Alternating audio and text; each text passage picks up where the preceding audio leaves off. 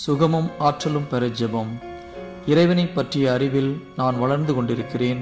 அவரது வலிமையால் நான் ஆற்றல் பெறுகிறேன். இருளின் பிடியிலிருந்து விடுதலை பெற்று இறையரசின் பிள்ளையாகிறேன். நான் கடவுளுக்கு பிறந்தவன்.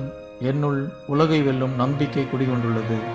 ஏனெனில் என்னுள் இருப்பவர் இவ்வுலகில் இருப்பவனை விட வலிமை மிக்கவர்.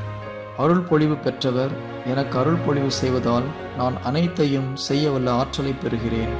இறைவனிடமிருந்து வரும் மகிழ்ச்சியே எனது ஆற்றல். ஆண்டவரே என் வாழ்வின் பலம்.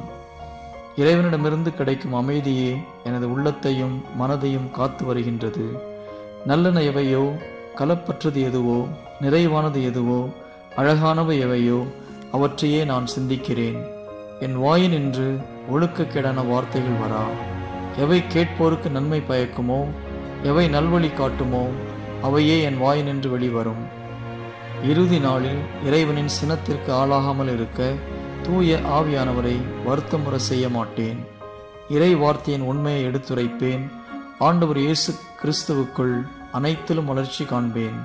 இப்போது எனக்குள் இயேசு ஆண்டவரின் நிலையான நிறைவான வாழ்வு இருப்பதனால் அவரது கைகளிலிருந்து என்னை யாரும் பறித்துவிட முடியாது. கடவுளின் அமைதியும் அவரது முழு நிறைவும் என்னில் குடிகொள்வதால் எதை பற்றியும் நான் கலங்குவதில்லை. என் கவலைகளை எல்லாம் கடவுள் மேல் போட்டு விடுகிறேன்.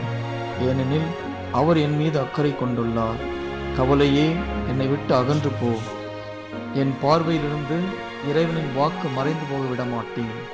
ஏனெனில் அதுவே எனது உயிர். அதை கண்டடைந்துள்ளேன். அதுவே என் உடலுக்கு ஆரோக்கியமும் சுகமும் ஆகும். கடவுள் என் பக்கம் உள்ளார். அவர் இப்போது என்னோடு உள்ளார்.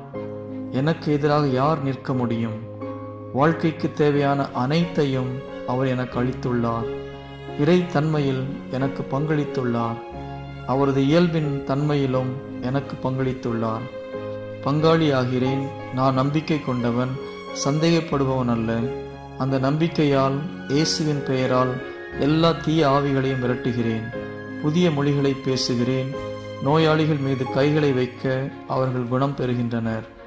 நான் அருள் பொழிவு பெற்றவன். தனது பெயரை பயன்படுத்த இயேசு எனக்கு அதிகாரம் வழங்கியுள்ளார். உலகில் நான் கட்டுவது விண்ணகத்திலும் கட்டப்படுகிறது. தீய ஆவியே, நான் உன்னை கட்டுகிறேன். நீ கட்டப்பட்டு விட்டாய். நான் உலகில் எதை அவிழ்க்கிறேனோ அது விண்ணகத்திலும் அவிழ்க்கப்படும். நான் ஆண்டவர் இயேசுவின் பெயரால் இருளின் தலைவர்களையும் அதன் ஆட்சியாளர்களையும் கட்டுகிறேன். உயர்ந்த இடத்தில் இருப்பவர்களின் ஆன்மீக தீமைகளை கட்டி அவை எனக்கு எந்த தீங்கும் செய்ய இயலாதவையாக ஆக்கிவிடுகிறேன். நான் கடவுளின் அருள் வழியில் நடக்கிறேன். தூய ஆவி எனக்கு ஆறுதலாக உள்ளார். ஆண்டவரிடமிருந்து எனக்கு உதவி, உயர்வு, செழுமை, நிறைவாழ்வு வருகின்றன. இறைவனின் தூதர்களே, செல்லுங்கள். நல்ல அறுவடையை கொண்டு வாருங்கள். நான் கூறிய வார்த்தைகளை உற்று கேளுங்கள். செல்லுங்கள். நான் கூறியவை நிறைவேறும்படி செய்யுங்கள். நான் இறைவனின் கைவேலைப்பாடு. கிறிஸ்து இயேசுவின் சாயலில் படைக்கப்பட்டவன்.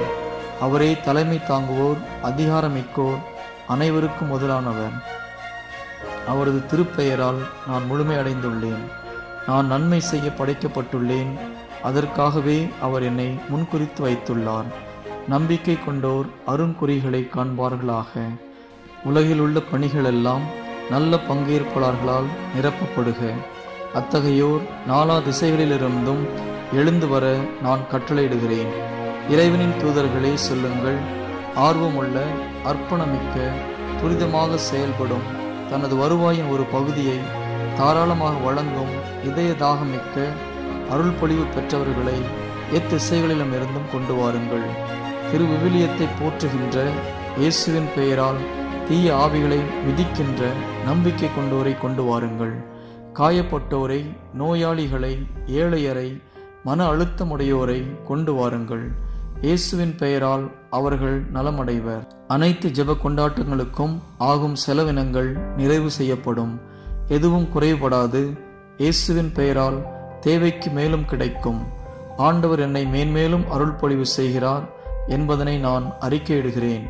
ஆண்டவரால் நான் மீட்படைந்துள்ளேன். எனவே நான் சொல்வது நடக்கும். ஆதலால் நான் இதுவரை கூறியவையும் ஆண்டவர் பெயரால் நடக்கும் என்பது உறுதி. ஆமென்.